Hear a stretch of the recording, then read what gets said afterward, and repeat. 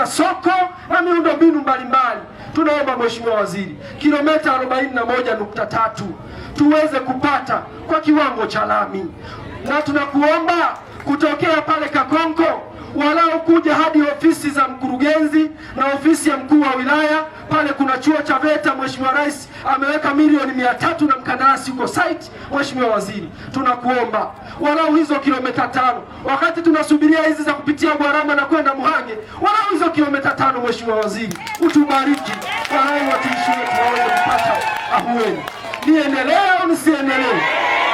Mheshimiwa Waziri, tunaomba taa za barabarani walau kutokea Kanyonza kuja Mganza pale Kakonko tuna taa 20 kama na ngapi, hata 30 hazifiki. Mheshimiwa Waziri, tusaidie kutokea Kanyonza, Mganza na pale mjini walau hadi maeneo ya Kabingo hapo tupate taa, mji watu wake jamani. Niseme nisiseme? Mheshimiwa Waziri, pamoja na hayo yote mimi naendelea kukaribisha.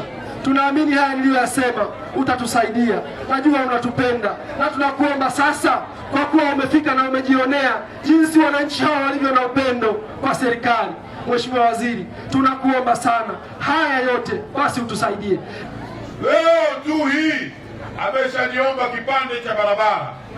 Kwanza ameniomba barabara yote kufika kule mpakani.